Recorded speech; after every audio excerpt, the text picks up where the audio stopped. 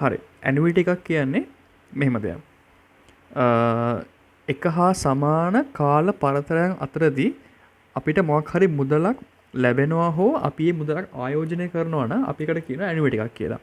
දැන් අපි හිතමුකෝ මේ year 1, year 2, year 3, year 4, 5, 6, 7. අපිට හැම අවුරුද්දක්ම අවසානයේ රුපියල් 500ක් ලැබෙනවා. අපි ඒකට කියනවා ඇනුවිටි එකක් කියලා. ඇයි? අපිට මේ වගේ සමාන කාල පරතරයන් ඇතුළත අපිට යම්කිසි මුදලක් ලැබෙනවා. එතකොට මෙතනදී කාලයේ පරතරය අවුරුද්දයි. මෙතන කාල පරතරය අවුරුද්දයි. මෙතනත් අවුරුද්දයි. ඔය වගේ හැම එකෙම අවුරුද්දයි. දැන් මෙතනදී අපිට මුදලක් ලැබෙන්නත් පුළුවන්, අපි මුදලක් ආයෝජනය කරන්නත් පුළුවන්. මෙතනදී ඇනුවිටි එකක් කියලා තීරණය කරන එකම දේ තමයි මේ මුදල ලැබෙන හෝ මුදල ආයෝජනය කරන කාල සීමාව. මේ කාල සීමාවන් අනිවාර්යෙන්ම එක හා සමාන වෙන්න ඕන. හරි? මේ කාල සීමාව අනිවාර්යෙන් එක හා සමාන වෙන්න ඕන. ඒතකොට මෙතනදී මම 500ක් ලැබෙනවා කියලා කියන්නත් පුළුවන්, මට ඕන නම් කියලා කියන්නත් පුළුවන්. මං ගිහිලා හැම අවුරුද්දම අවසානයේ බැංකුවක 500ක් ආයෝජනය කරනවා. දැන් බැංකුවක ගිහිලා තැන්පතුවක 500ක් ආයෝජනය කරනවා. එහෙම කියන්නත් පුළුවන්. ඒතකොට 500ක් ලැබෙනවා වෙන්නත් පුළුවන්, ආයෝජනය කරනවා වෙන්නත් පුළුවන්. ඒක අපිට අදාළ වෙන්නේ නැහැ. අපිට බලන්න ඕන ඇනුවිටි එකක් වෙන්න නම්, අනිවාර්යෙන් ඇනුවිටි එකක් වෙන්න නම් මේක ලැබෙන කාල පරතරයන් අනිවාර්යෙන් සමාන වෙන්න ඕන. දැන් මේ ඇනුවිටි වල අපිට හොයන්න පුළුවන් දේවල් දෙකක් තමයි present value of annuity. present value of annuity. අනිත් එක තමයි future value of annuity. හරි? present value of annuity කියන්නේ මෙහෙම දෙයක්. අපි හිතමුකෝ අපිට අර කලින් ගාන කිව්වා වගේ හැම අවුරුද්දෙම අන්තිමට රුපියල් 500ක් ලැබෙනවා. අපි තුමු අවුරුදු 4ක් 1 2 3 4. අවුරුදු 4ක් යනකම් හැම අවුරුද්දෙම රුපියල් 500ක් අපිට ලැබෙනවා. present value of annuity කියලා අදහස් කරන්නේ අද. ඒ කියන්නේ අපි හිතමුකෝ පළවෙනි අවුරුද්දේ ආරම්භය. අපි හිතමු මේ ජනවාරි 1 වෙනිදා කියලා. ජනවාරි 1 වෙනිදා කියලා. ජනවාරි 1 වෙනිදා නම් මේ අවුරුද්ද හැම අවුරුද්දෙම අවසානයේ ලැබෙන රුපියල් 500 අද වටිනාකම කීයද? ඒ කියන්නේ මේ 500 මේ හැම අවුරුද්දෙම අවසානයේ ලැබෙන මේ 500 අපි ගෙනාවොත් එහෙම අද දවසේදී මේ 500 වටිනාකම කීයද? කියන තමයි present value of annuity කියලා කියන්නේ. ඒ කියන්නේ අද වටිනාකම කීයද කියන එක. හරි? හරි. එතකොට මෙතනදී present value කියන්නේ අද මේ ලැබෙන හැම අවුරුද්දෙම අවසානයේ ලැබෙන මේ 500 වල අද වටිනාකම කීයද කියන එක. හරි. අපි දැන් බලමු present value එකෙන් ගාණක්. හරි? present value ගාණක් මේ තියෙන්නේ. You will receive 500 every year for 7 years. You will get the first 500 1 year from today. If the banks are paying an annual interest rate of 4%, how much is the cash flow stream worth to you today? ඒ කියන්නේ මෙතනදී අහන්නේ how much is the cash flow stream worth to you today කියන එකනේ. මෙන්න මෙතන. ඒ කියන්නේ හැම අවුරුද්දකම අවුරුදු 7ක් යනකම් අපිට අවුරුද්දක් අවසානයේ ඩොලර් 500ක් ලැබෙනවා නම් ඒකේ අද වටිනාකම කීයද? හරි? අපි දැන් මේක ටයිම් ලයින් එක ඇඳොත් මේ වගේනේ.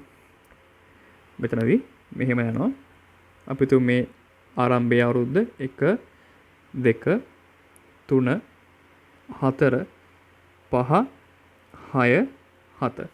අපිට කියනවා හැම අවුරුද්දක අවසානයේම අපිට ඩොලර් 500 ගානේ ලැබෙනවා. අපෙන් අහන්නේ මේ 500 වල් මම මෙන්න මේ ආරම්භක දිනයට ගෙනාවොත් එහෙම මේකේ වටිනාකම කීයක්ද කියන එක. හරි? ඒතර අපි දන්නවා අපි සමීකරණයක් කලින් කරා future value equal present value times 1 plus interest rate times n කියන එක. හරි? එතකොට මේ future value කියන්නේ යම්කිසි කාලයක් ගියාට පස්සේ අපි මොකක් හරි මුදලක් ආයෝජනය කරා හෝ ගත්තට පස්සේ ඒකට යම්කිසි පොලියක් වැදුනට පස්සේ ඒකේ වටිනාකම. එතකොට මෙතනදී අපි මොකද්ද මේ කියන්නේ? මේ 500 අපිට ලැබෙන්නේ අවුරුද්දක් ගිහිල්ලා. අපි මොකද්ද අහන්නේ? අවුරුද්දක් ගිහිල්ලා 500ක් ලැබෙනවා නම් අද ඒ කියන්නේ අවුරුද්දකට කලින් වටිනාකම කීයද? එතකොට අපිට ඒක ලියන්න පුළුවන් නේද මෙන්න මෙහෙම. මේ 500 කියන්නේ අවුරුද්දක් අවසානයේ අපේ future value එකක්නේ. එතකොට අපිට ලියන්න පුළුවන් මේක මෙන්න මෙහෙම. එතකොට අපි දන්නවා present value. ඒ කියන්නේ අද වටිනාකම මෙතන මේ 500 බෙදීම 1 ධන r හි n හි බලය. නේ? එතකොට මෙතනදී මේ n කියන්නේ මේ පළවෙනි අපි තුමු මේ අපි හේ පළවෙනි අවුරුද්දට කියලා. එහෙනම් මේ n වටිනාකම වෙන්නේ 1යි. ඒතර මට මේක ලියන්න පුළුවන් 500 බෙදීම 1 ධන 0.04. මොකද මේ r කියන්නේ interest rate එක වරක් 1. හරි. මේ තියෙන්නේ මෙන්න මේ පළවෙනි 500 කියන එක අපි මේ බිඳුවට ගෙනව නැත්නම් අවුරුද්දේ මුලට ගෙනාවොත් එහෙම ඒකේ වටිනාකම. හරි. ඒතර අපිට මේ විදිහට මේ දෙවෙනි 500, තුන්වෙනි 500, හතරවෙනි 500 ගේන්න පුළුවන්. අපි එහෙම ගෙනාවොත් අපිට ලියන්න පුළුවන් අපි කියමු present value is equal to මේ තියෙන 500 පළවෙනි අවුරුද්දේ 0.04 1 මේ තියෙන දෙවෙනි 500 1 ධන 0.04 2 මේ තියෙන තුන්වෙනි 500 1 ධන 0.04 3 ඔන්න ඔය විදිහට අපිට ලියන්න පුළුවන් 500 බෙදීම 1 ධන 0.04 7 වෙනි බලය. හරි. එතකොට අපිට පුළුවන් මේ 500 පොදුයිනේ. ඒ 500 ගත්ත එළියට ඊට පස්සේ අපිට කියන්න පුළුවන් 1 බෙදීම 1 ධන 0.04 එකේ බලය ධන 1 ධන 0.04 දෙකේ බලය ඔය විදිහට අපිට ලියන්න යන්න පුළුවන් 1 බෙදීම 1 ධන 0.04 7 බලය කියලා. හරි. හරි. එතකොට දැන් මෙතනදී මෙන්න මේක විසඳන්න අපිට සමීකරණයක් තියෙනවා. ඒ සමීකරණය තමයි c වරක් 1 ඍණ 1 බෙදීම 1 ධන r n හි බලය බෙදීම r. හරි. එතකොට මෙන්න මේ සමස්තයම මෙන්න මේ ඔක්කොම ටික සමාන වෙනවා මෙන්න මේකට. හරි. හරි. අපි බැලුවොත් අපිට මේක ලියන්න පුළුවන්. එතකොට 500 වරක් මම මේක පොඩ්ඩක් මකන්නම් මෙතනදී. අපිට මේක ලියන්න පුළුවන් 500 වරක් 1 ඍණ 1 බෙදීම 1 ධන 0.04 7 බලය බෙදීම 0.04. හරි.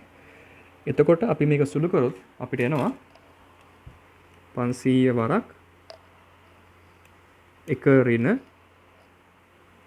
1 ධන 0.04 එකේ 7 බලය මෙතන එනවා 0.04.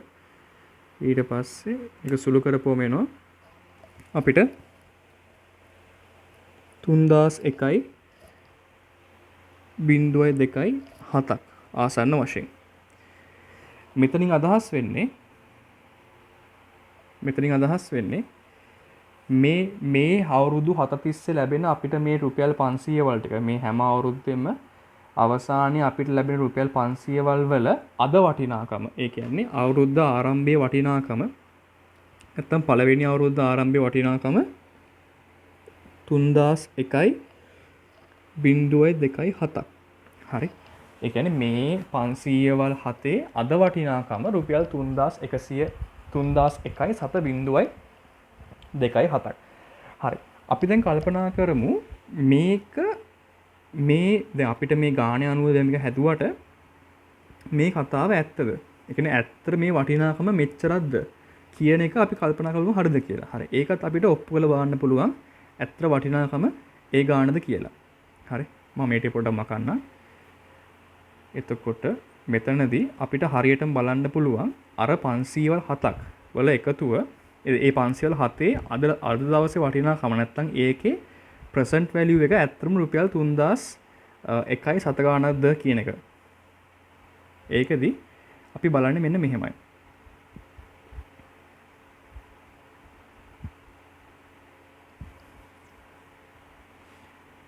අපි හිතමු දැන් මෙතනදී මේ ආරම්භය මේ 1 2 3 4 5 6 7 7නේ හරි 7න් අවසන්.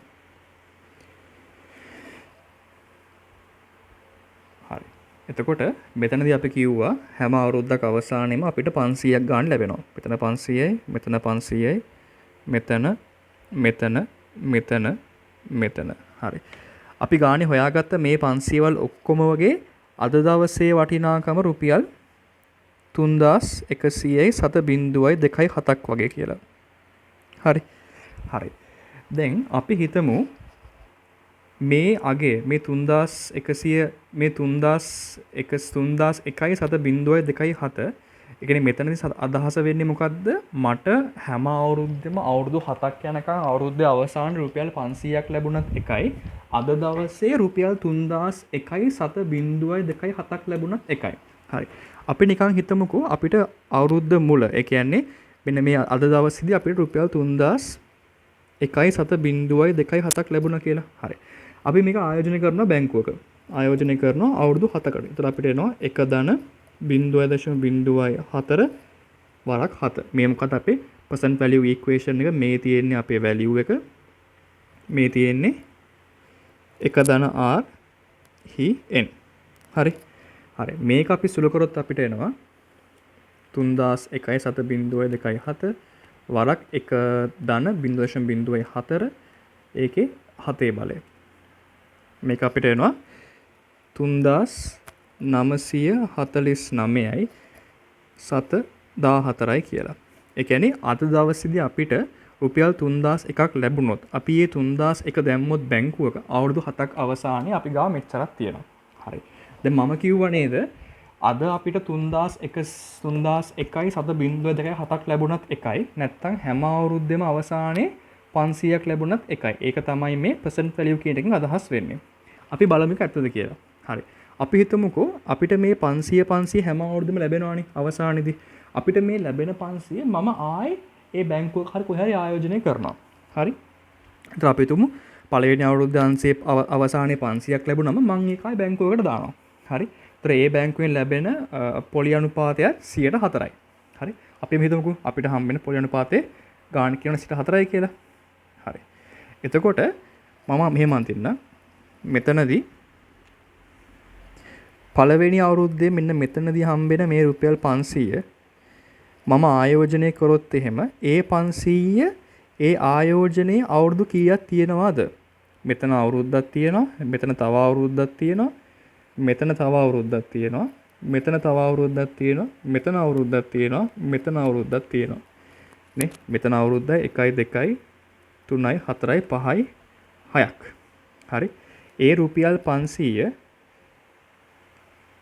ට පොලිය ලැබෙන කාල සීමාව අවුරුදු 6යිනේ. හරි.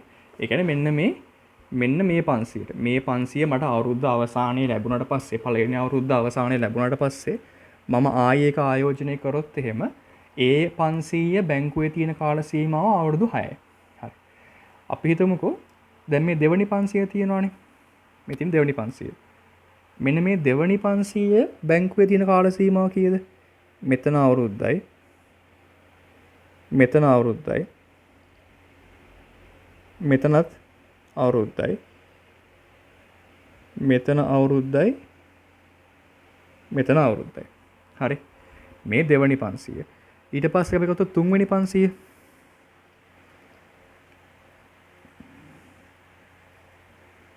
මෙන්න මේ තුන්වෙනි 500 තියෙනවා මෙතන අවුරුද්දයි. මෙතන අවුරුද්දයි. මෙතන අවුරුද්දයි. මෙතන අවුරුද්දයි. ඒතර ඔයගලන්ට පේනවා මෙන්න මේ 500 තියෙන කාල සීමාව එක අඩු වෙවි යනවා. හරි. එතකොට අපිට කියන්න පුළුවන් මෙන්න මේ පළවෙනි 500 තියෙනවානේ. මෙන්න මේ පළවෙනි 500. මෙන්න මේ පළවෙනි 500 කියන කෙනාට පොලිය ලැබෙන්නේ 500 වරක් 1.0.04 මොකද එකම අනුපාතයක් නිසා. එයා තියෙන්නේ අවුරුදු 6යිනේ. එයා අවුරුදු 6යි. ඊට පස්සේ අපි කියවනේ දෙවනි 500ක් තියෙනවා කියලා. දෙවනි 500 එයා ඉන්නේ 0.04යි. එයා ඉන්නේ අවුරුදු 5යි මේ 1 2 3 4 5නේ. 5න් ඉවරයි. හරි. ඊට පස්සේ තුන්වෙනි 500 තියෙන්නේ 1.0.04යි 4යිනේ. හරි. ඊට පස්සේ මම අනිත් ටිකත් ලියාගෙන යන්නම් ඔය විදියට. එතකොට ඒ 3 වෙනි 500 ඊට පස්සේ මේ තියෙන්නේ 4 වෙනි 500 මේ තියෙන්නේ 5 වෙනි 500 මේ තියෙන්නේ 6 වෙනි 500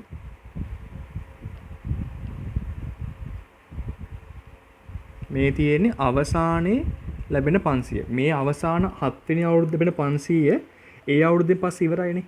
ඒ නිසා අපිට ඒක ආයෙ දාන්න බෑනේ. මොකද ඒ 7 වෙනි අවුරුද්දෙන් පස්සේ අපේ කාල සීමාව ඉවරයිනේ. හරි. එතකොට අපි මේ ඔක්කොම එකතු කරොත් එහෙම අපිට එනවා 500. ඒතර පළවෙනි එකට එන්නේ 1.04 6 වෙනි බලය.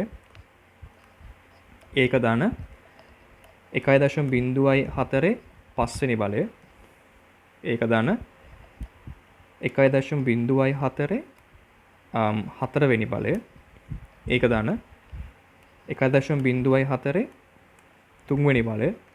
දාන 1.04 දෙවනි බලය. දාන 1.04 පළවෙනි බලය.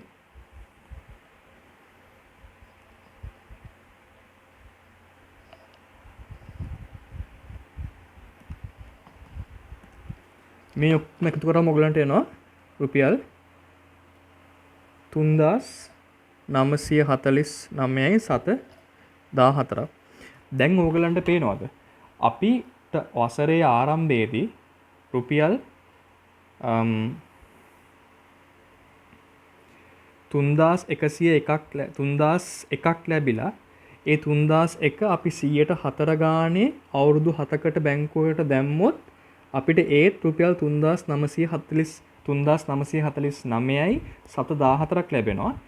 ඒ වගේම අපි අවුරුද්ද ගානේ 500 අරගෙන ඒ 500 නැවත ආයෝජනය කරොත් තමයි අපිට ඒත් රුපියල් 3949.714ක් ලැබෙනවා.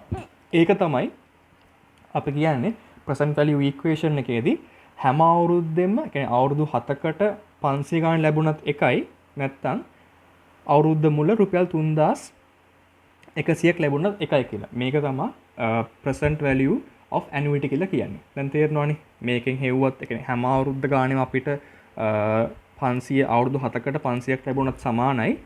අපිට අවුරුද්දේ මුල ඒ කියන්නේ කාල සීමා මුල නැත්තම් time 0 එකේ රුපියල් 3001ක් ලැබුණත් එකයි. මොකද දෙකම අපි ආයෝජනය කරොත් එහෙම අපිට ලැබෙන අවසාන මුදල සමාන වෙන නිසා. හරි. ඒ තියෙන්නේ present value of annuity කියන එක. දැන් මං කියවනේ තව එකක් තියෙනවා කියලා. මේ තියෙන්නේ present value of annuity කියන එක. මං කිව්ව තව එකක් තියෙනවා කියලා future value of annuity කියලා. හරි. future value of annuity කියන්නේ මෙහෙම දෙයක්. දැන් අපි මෙච්චර කතා කරේ අපිට මුදල් හම්බ වෙනවා කොහෙන් හරි. අපිට රුපියල් 500 ගානේ හම්බ වෙනවා හැම අවුරුද්දෙම. අපි හිතමු ඔගේ අනිත් පැත්ත. දැන් අපි හිතමු future value of annuity. හරි. මේ කියන්නේ අපි හිතමු මෙහෙම දෙයක්. මේ ආරම්භයේ බිඳුව 1 2 3 4 5. අපි කියනවා අපි හැම අවුරුද්දකම අවසානයේ $2000ක්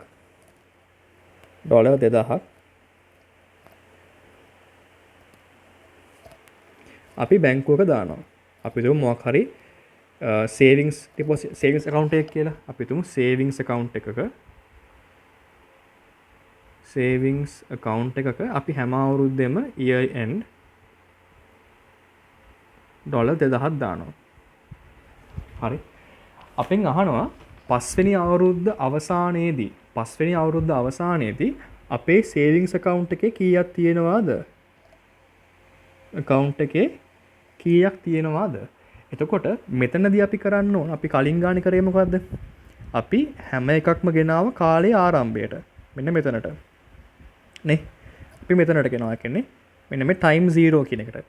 මෙතන future value of annuity කියන්නේ ඒක නෙමෙයි ඒකේ අනිත් පැත්ත. මෙතනදී අපෙන් අහන්නේ මේක අපි ගෙනාවොත් අවුරුද්ද අවසානයේට. අපි ගාව කීයක් තියෙන්න ඕනද කියලා. කියන්නේ දැන් අපි මේ බැලුත් මේ උදාහරණ කියන්නේ අපි හැම අවුරුද්දෙම ඩොලර්ස් 2000 ගාණ ඉතුරු කරොත් එහෙම අවුරුදු 5ක් අවසානයේදී අපේ account එකේ කීයක් තියෙනවද මතක තියාගන්න. මේකට අනිවාර්යෙන්ම මොකක් හරි පොලියක් වදිනවා. අපි තුන් පොලිය 4යි කියලා. අන්න ඒ වගේ. හරි.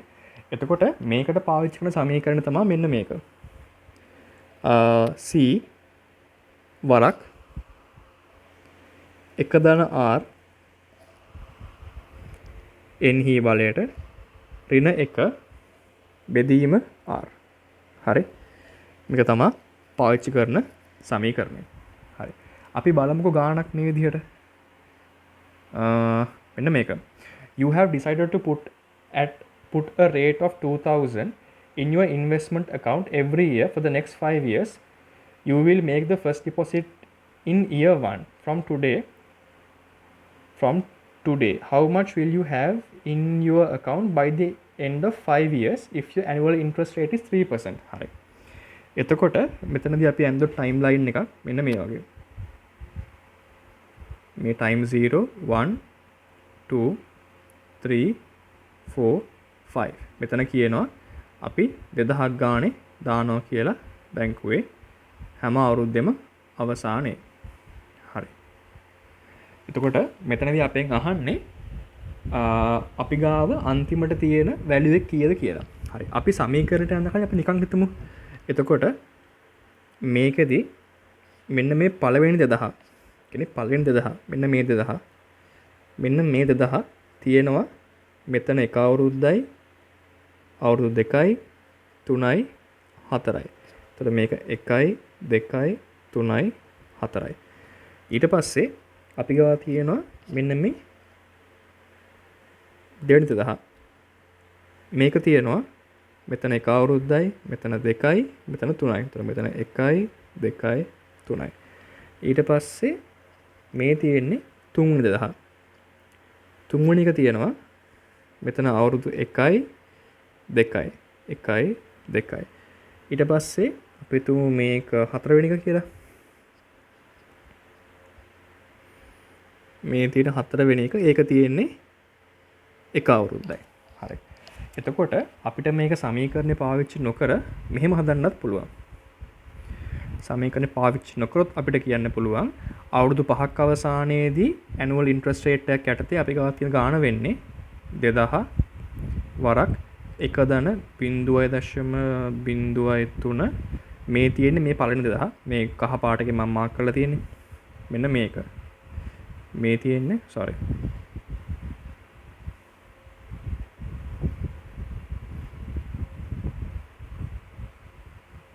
මෙන්න මේක හරි. එතකොට මේක තියෙනවා අවුරුදු 1යි 2යි 3යි 4ක්. හරි. ඊට පස්සේ දෙවනි 2000 වෙන්නේ මෙන්න මෙතන 2000. එයා තියෙනවා අවුරුදු 1යි 2යි 3ක් නේ. 1.0.03 වරක් 3 දාන.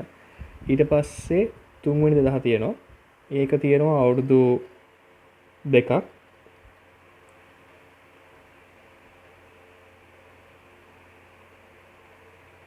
දෙක. ඊට පස්සේ තියෙනවා අවසාන 2000 කලින් 2000 ඒ කියන්නේ හතරවෙනි 2000. ඒක තියෙනවා 2000 වරක් 0.03 එකයි. ඊට පස්සේ අපිට පස්වෙනි අවුරුද්ද අන්තිමේදී 2000ක් අපි දානවානේ. එතන 2000යි. හරි. මෙතන මම මේක මකවන්න නැත්තම් පැටලෙන්න පුළුවන් නිසා මේක මම ආයෙ කහ පාටින්ම ලියන්න. එතකොට මේ තියෙන්නේ පළවෙනි අවුරුද්දේ අපි දාපු 2000. ඒකට අවුරුදු 4යි. මේක අපි විසඳුවොත් අපිට එනවා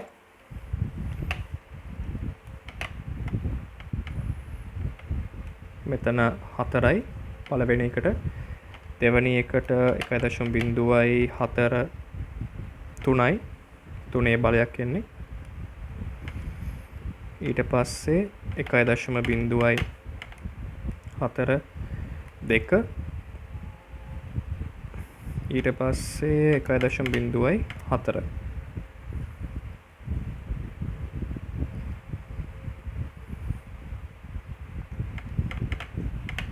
2000 දාන 2000. හරි. මෙතනින් අපිට එනවා අවුරුදු 5ක් අවසානයේ අපේ account එකේ තියෙනවා රුපියල් 10832යි 764ක්. මේ තියෙන්නේ අපි අවුරුද්ද රුපියල් 2000 ගානේ ඩිපොසිට් කරන් ගියොත් එම අවුරුදු 5ක් අවසානයේදී 3%ක පොලියට අපේ account එකේ අන්තිමට තියෙන රුපියල් 10832ක්. හරි. අපි දැන් සමීකරණයක් කිව්වනේ. අපිට ඕන නම් මේක සමීකරණ විසඳන්නත් පුළුවන්. සමීකරණ විසඳුවොත් මේක මෙන්න මෙහෙමයි. සමීකරණය මොකද්ද? Future value is equal to C times 1 plus R to the power of n minus 1 divided by R. හරි. C කියන්නේ 2000යි.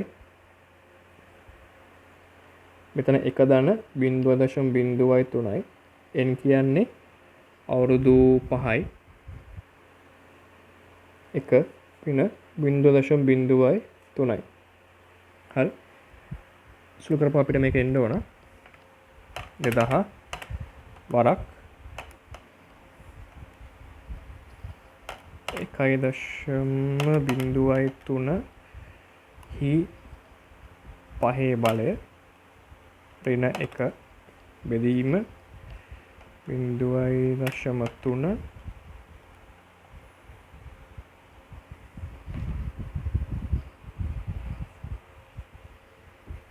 තුර අපිට ඒත් වෙනවා 10832යි